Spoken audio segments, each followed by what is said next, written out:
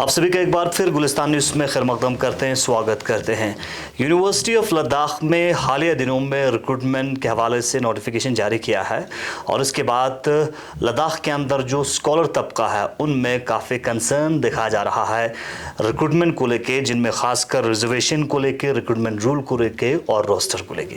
हमारे साथ इन सारे इश्यूज़ पे बात करने के लिए यूनिवर्सिटी ऑफ लद्दाख के वाइस चांसलर डॉक्टर मेहता साहब ज्वाइन कर चुके हैं। सर, हमारा ज्वाइन करने के लिए बहुत बहुत शुक्रिया। सबसे पहले सर आपसे जानना चाहेंगे, चूँकि यूनिवर्सिटी में इस बार जब रिक्रूटमेंट निकला स्कॉलर्स की तरफ से काफ़ी कंसर्न देखा जा रहा है, ख़ासकर रिक्रूटमेंट को लेके। उनका कहना है कि ये रिक्रूटमेंट एक ऐसे वक्त में किया है जब एक साइड से लद्दाख के अंदर ख़ासकर जो गेजेटेड पोस्ट के एम्प्लॉयमेंट को लेके, ख़ासकर रिक्रूटमेंट को लेके यूनियन होम मिनिस्ट्री के साथ एक बातचीत एपेक्स के लिए का जारी है, तो इस बीच में निकालने का क्या वजह है? सबसे पहले तो गुड इवनिंग सबको, जुले और नए साल की बहुत बहुत मुबारक सब लद्दाखी जितने भी लोग हैं। और ये आपने बड़ा अच्छा एक सवाल पूछा कि क्यों हमने ये पोस्टें अभी इस टाइम पे निकाली हैं। तो मैं ये बताना चाहूँगा, इसकी तैयारी तो 2 साल से चल रही है। तो यूनिवर्सिटी काउंसिल जो पहले हुई उसमें भी डिस्कस हुआ और हमने जो एसोसिएट प्रोफेसर्स की पोस्टें पहले भी निकाली थी। तो उसमें 3 पोस्टें जो थी वो रिज़र्व कैटेगरी थी और 3 ओपन थी। तो अनफॉर्चुनेटली उसमें रिक्विजिट नंबर ऑफ़ एप्लीकेशंस ना आने के कारण, खासकर जो रिज़र्व पोस्टें थी उसमें तो एप्लीकेशनें ऑलमोस्ट 1 या 0 थी और जो दूसरी पोस्टें थी ओपन उसमें भी कम ही पोस्ट आई थी और उसमें एक का हमने सिलेक्शन भी किया था, पर अनफॉर्चुनेटली जिसका सिलेक्शन किया था उन्होंने ज्वाइन नहीं किया, तो 6 की 6 पोस्टें खाली रह गई। और दूसरा ये है कि जो असिस्टेंट प्रोफेसर की पोस्ट हैं 36 पोस्ट हमारे पास पहले से पड़ी थी, पर क्योंकि काउंसिल्स में ये डिस्कशन चल रही थी इनको कैसे रिक्रूट किया जाए, कौन से रूल फॉलो किए जाएं और क्या क्या किया जाए, तो ये एक चीज़ तो बड़ी क्लियर हो गई थी कि ये जो भी रिक्रूटमेंट होगी, because it being a university, तो इसको यूजीसी गाइडलाइंस फॉलो करनी पड़ेंगी। तो वो यूजीसी गाइडलाइंस जो फॉलो करनी पड़ेंगी उसके फिर जितने भी स्टेप्स होते हैं, अभी यूजीसी क्लियरली कहता है कि यूजीसी गाइडलाइंस फॉलो करने के साथ ही आपने जो रिजर्वेशन है वो स्टेट की लेनी है। तो जो स्टेट की रिजर्वेशन है उसके हिसाब से 45% एसटी कैटेगरी के लिए है और बाकी कुछ परसेंटेज बाकी कैटेगरीज के लिए। तो उसका एक नॉर्म्स बना हुआ है जो स्टेट का, तो वो हमने ले लिया हायर एजुकेशन के थ्रू जीएडी से। और जितने भी स्टेप्स हैं रिक्रूटमेंट के हमने जीएडी, हायर एजुकेशन और एलजी साहब से भेजकर उनको अप्रूव करवाया। तो क्योंकि देखिए यूनिवर्सिटी के अभी क्या हो रहा है, सारे मोस्टली कॉन्ट्रेक्चुअल पोजीशन पे फंक्शन कर रही है। उससे क्या डिसएडवांटेज क्या होता है? नंबर 1, एक तो हमने ऑलरेडी अराउंड 132 पोस्टें एमएचआरडी से भी मांगी हुई हैं। तो एमएचआरडी से इसलिए रुकी हुई हैं कि आरआर रूल्स जो नॉन टीचिंग के वो बने नहीं थे, वो भी हमने बना लिए और हमने काउंसिल से अप्रूव कर दिया और उनको भेज दिया। अब उनका कहना है कि वो पोस्टें तभी हम प्रोसेस होंगी, सैंक्शन होंगी, जब आपके पास जो पोस्टें पड़ी हैं उनको फिल कीजिए। अगर वो फिल में देरी होती जाएगी, उस 132 लगभग जो पोस्ट आपने, क्योंकि हाँ जी, उस पोस्ट को जल्द से जल्द करवाने के लिए इस पोस्ट का रिक्रूटमेंट किया जरूरी है। लेकिन इसमें खासकर स्टूडेंट्स का जो रिजर्वेशन में एसटी के उसमें कंसर्न ये था सर कि एसटी ऑफ जेएंडके भी यहाँ पे रिक्रूटमेंट कर सकता है। उनका सवाल ये था कि जैसे फॉर एग्जांपल इंडिया में कई सारे ऐसे यूनिवर्सिटीज़ हैं जहाँ पे जो रिजर्वेड आपका पोस्ट्स हैं वो उसी स्टेट के लिए रिजर्व किया जाता है, यहाँ पे एसटी ऑफ जेएंडके क्यों? ये सवाल था सर। उसका रीज़न सिंपल है कि अभी तक लद्दाख का अपना गाइडलाइंस नहीं बनी, तो लद्दाख ने जेएंडके रूल, जो उस टाइम का जेएंडके रूल है, उसको अडॉप्ट किया हुआ है। तो स्टेट ने, यूटी ने अडॉप्ट कर लिया, तो नेचुरली वही लागू करना पड़ेगा। तो इसी तरह मैंने तो नॉर्थ ईस्ट, सिक्किम सब जगह से पता किया है, तो वहाँ तो बिल्कुल ही ओपन है, एसटी कैटेगरी इंडिया से कोई भी आ सकता है। पर कुछ यूनिवर्सिटीज़ है जैसे फॉर एग्जांपल अगर हम तमिलनाडु की बात करें 69% रिजर्वेशन, एक्सटेंड किया है। आंध्र प्रदेश में 50% सीट्स जो है रिजर्व हैं। और जैसे लखनऊ में रिसेंटली एक लद्दाख के एक स्कॉलर एसटी के हिसाब से वहाँ पे फॉर्म इंटरव्यू देने गए तो उनको इंटरव्यू से बाहर किया गया कि ये एसटी स्पेसिफिकली उसी स्टेट के लिए है। तो इन सारे पॉइंट्स को लेते हुए जो यूनिवर्सिटी खासकर स्कॉलर से वो कंसर्न जता रहे हैं। एक मैं आपको ये थोड़ा क्लियर करूं, जो गवर्नमेंट ऑफ इंडिया और एक सुप्रीम कोर्ट ने भी डिसीजन दिया हुआ है, रिजर्वेशन कैन नॉट एक्सीड 50%।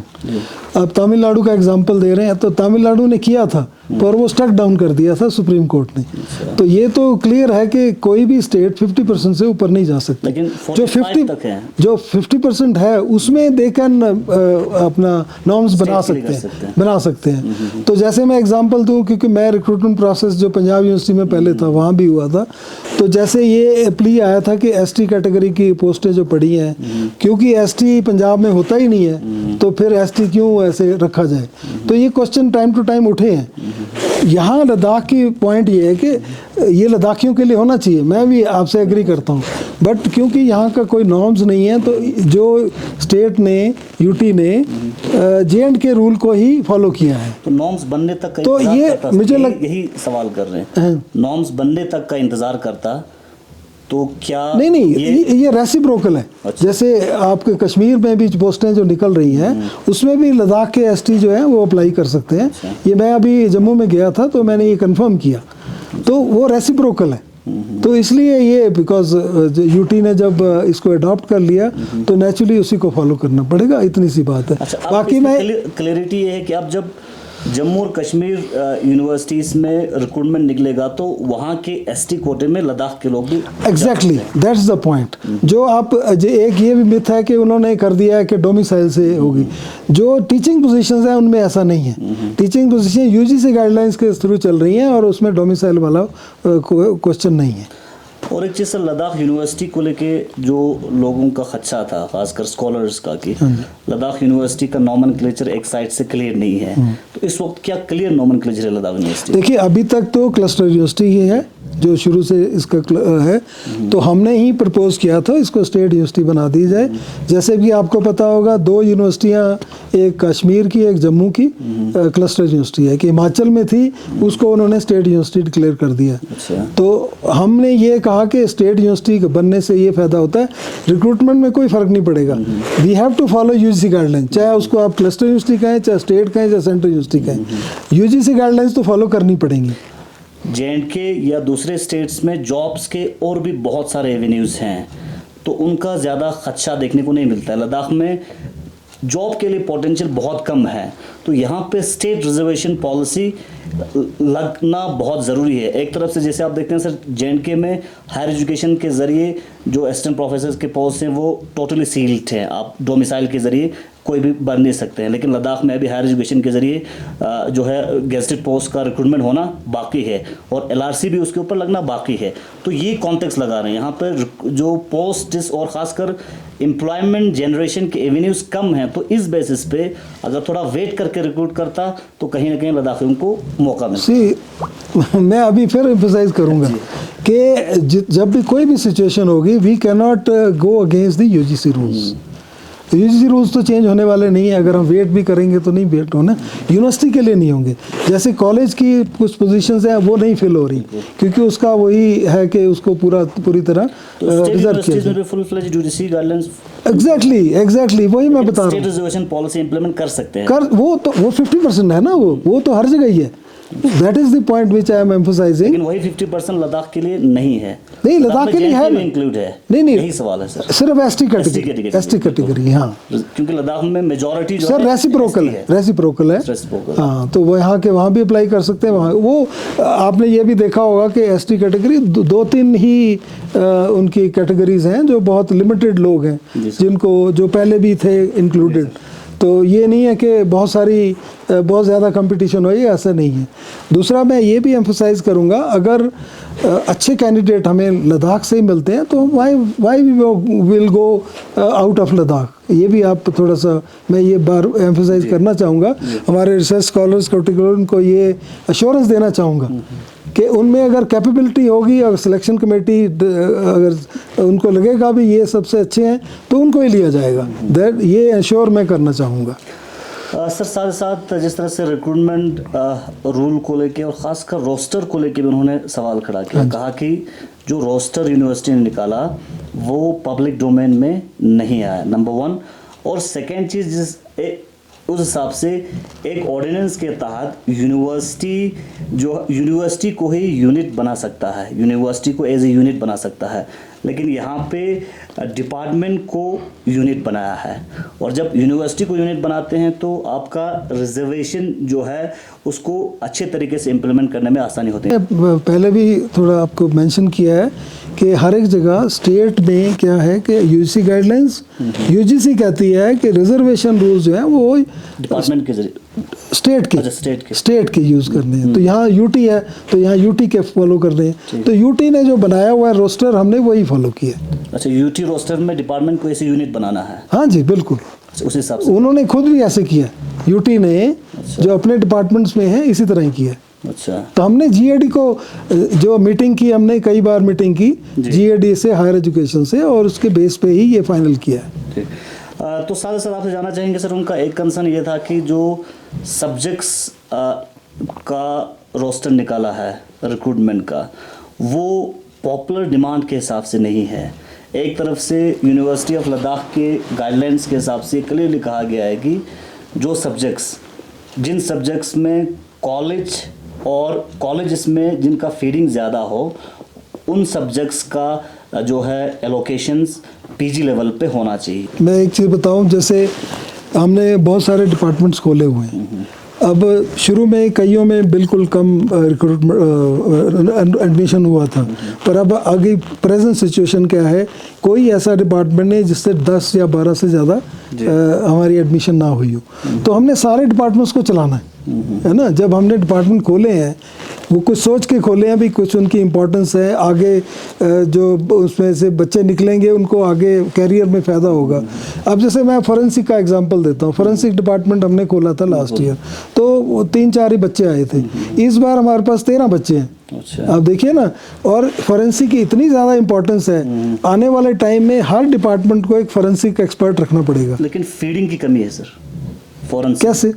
जैसे हमारे कॉलेज में फॉरेंसिक एनी स्ट्रीम का, जो साइंस स्ट्रीम का जो स्टूडेंट है वो एडमिशन ले सकता है फॉरेंसिक में। ये नहीं कि फॉरेंसिक बीएससी फॉरेंसिक करके आया वही एडमिशन लेगा, ऐसा नहीं है।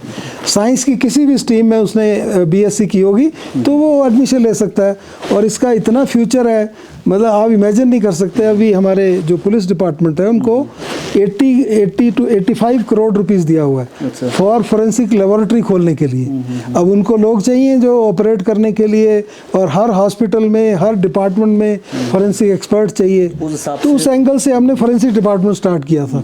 और मैं आपको एक बड़ी खुशी की बात बताऊं कि जो 13 के 13 बच्चे हैं, 2 टीचर साथ में, इस टाइम वो national forensic science university Gandhinagar में बैठे हैं। उनको इंटर्नशिप के लिए हमने भेजा हुआ है यूनिवर्सिटी की तरफ से। और उससे क्या हो रहा है कि वो एक्सपर्ट होके आएंगे। फिर हम उनसे एक वैन ले रहे हैं, फोरेंसिक वैन, वो उसमें सारे जो टेस्टिंग लैब है वो यहाँ आ जाएगी। उनकी बच्चों की ट्रेनिंग अच्छी होगी। फिर पुलिस डिपार्टमेंट को बड़ा फ़ायदा होगा, क्योंकि यहाँ पर अभी फैसिलिटी नहीं है, सारे सैंपल बाहर भेजने पड़ते हैं।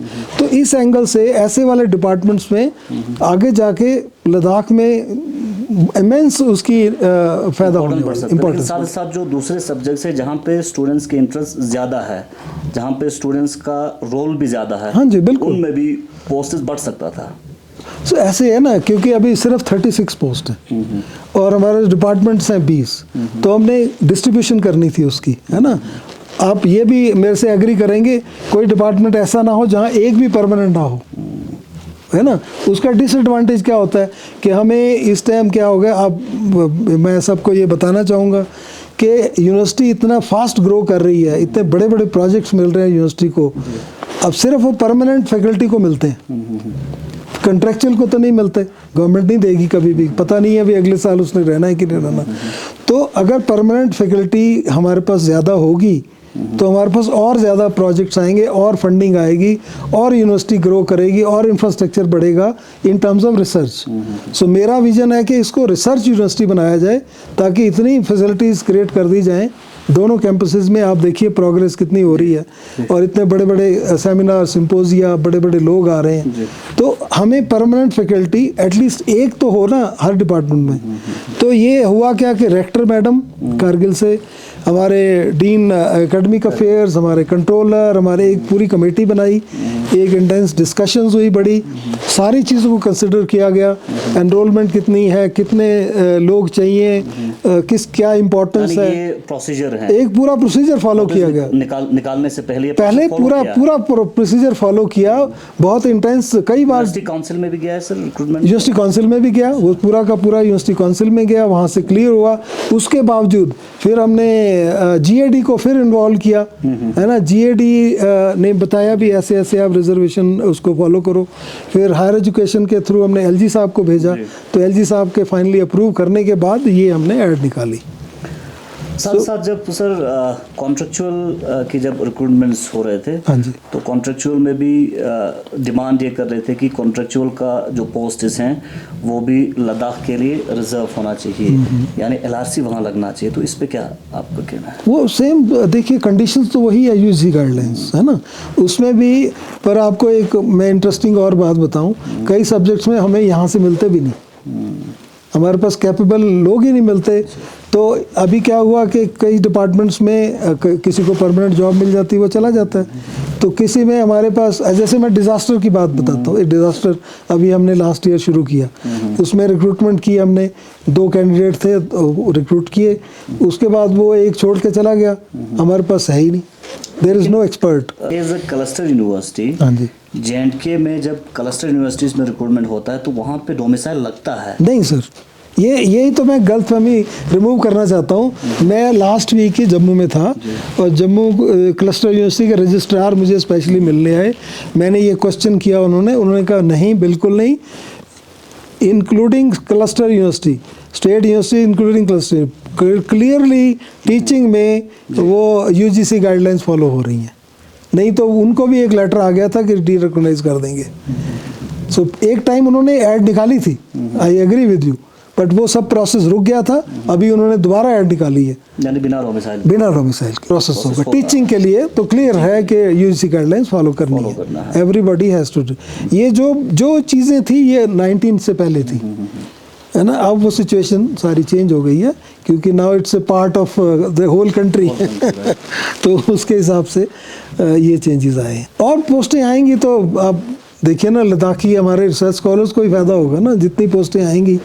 अच्छा, अब जो हमारे पास अभी कॉन्ट्रैक्चुअल इतने सारे जो ज्वाइन करते हैं, मैक्सिमम तो लद्दाख से ही हैं। अब उनको एक अपॉर्चुनिटी मिलेगी परमानेंट कंटेस्ट करने के लिए, और उसमें से बहुत सारे अच्छे कैंडिडेट्स हैं हमारे पास जो कि कैपेबल हैं और जिन्होंने 2-2 साल पढ़ाया हुआ है। तो उनके लिए एक रास्ता खुलेगा, वो कम्पीट करेंगे। जितने भी कैपेबल लोग हैं दे कम्पीट, और हम चाहेंगे कि अच्छा से अच्छा कैंडिडेट। तो उससे क्या होगा, ये सारा जो एक्सरसाइज करने का क्या रीज़न है कि हमारी एजुकेशन अच्छी मिले हमारे स्टूडेंट्स को और उनको ट्रेनिंग अच्छी मिले। अब हम एंटरप्रेन्योरशिप, स्किल डेवलपमेंट, इन पे बहुत फोकस कर रहे हैं।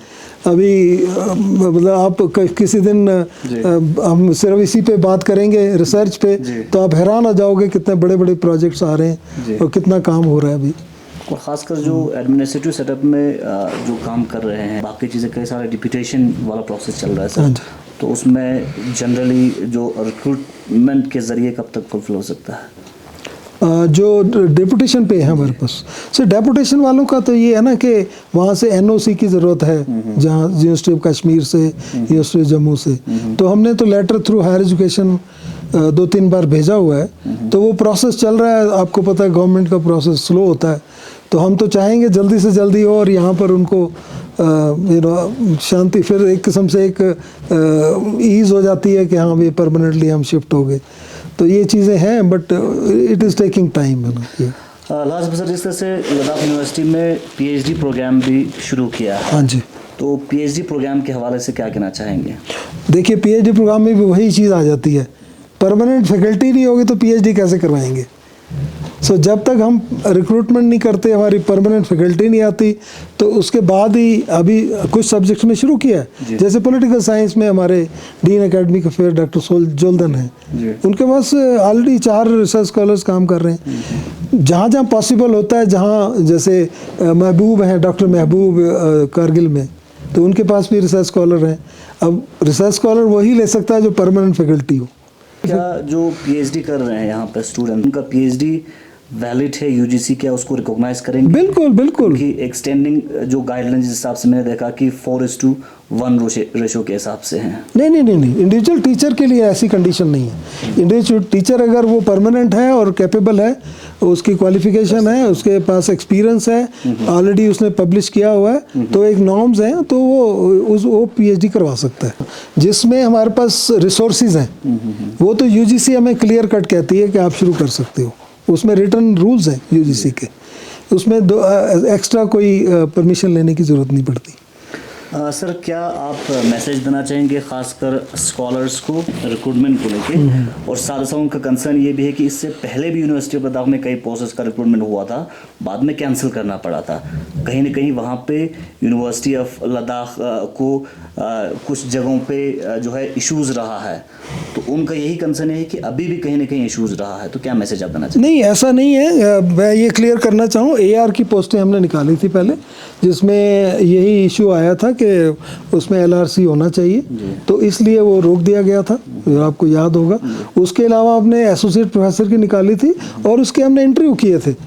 जिस सब्जेक्ट्स में, 2 सब्जेक्ट्स में रिक्विजिट नंबर ऑफ एप्लीकेशंस आ गई थी, हमने रिक्रूट किया था। अब बाकी पोस्टों में रिक्विजिट एप्लीकेशन नहीं थी, तो ऐसा नहीं है कि प्रोसेस नहीं किया था। ये तो थोड़ी इन्फॉर्मेशन ठीक नहीं है। सिर्फ हमने एआर की पोस्टें रोकी थी, बाकी तो कोई ऐसा, रजिस्ट्रार की भी पोस्ट हमने फिल की थी, कोई इशू नहीं था। तो ये जो पोस्टें ये वाली हैं जो असिस्टेंट प्रोफेसर की, ये तो फर्स्ट टाइम ऐड निकाली है हमने। पहले हम कोशिश करते रहे इसको नॉर्म्स को सारा क्लियर किया जाए, उसके बाद हमने ये पहली बार निकाली है। तो ऐसा कोई इशू नहीं है। इस बार तो हमने नॉन टीचिंग की पोजीशन भी निकाल दी हैं, जिसमें एलआरसी भी है। तो हम तो चाहते हैं कि ज़्यादा से ज़्यादा बच्चों को एम्प्लॉयमेंट भी मिले, और यूनिवर्सिटी को भी एक प्रोग्रेस करने में बड़ी हेल्प मिलती है।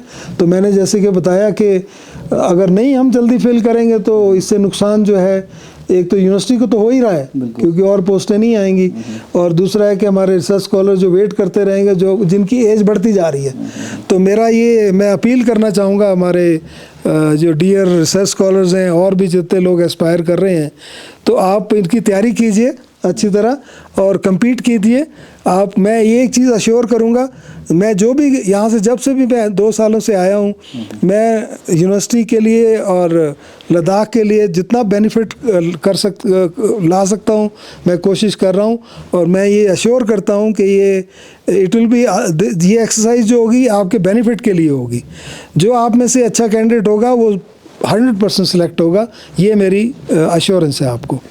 चलिए, बहुत बहुत शुक्रिया। हमारे साथ यूनिवर्सिटी ऑफ लद्दाख के vice chancellor doctor S K Mehta साहब, यूनिवर्सिटी ऑफ लद्दाख में हालिया रिक्रूटमेंट नोटिस के ऊपर स्कॉलर्स का कई सारे कंसर्न्स हमें देखने को मिला, और कई सारे मीडिया बाइट्स देखने को मिला। इस हवाले से एक इश्यूज़ पे विस्तार से क्लैरिफिकेशन लेने की कोशिश की, और वीसी साहब ने अपने पॉइंट ऑफ व्यू हमारे माध्यम से आप तक पहुंचाने की कोशिश की।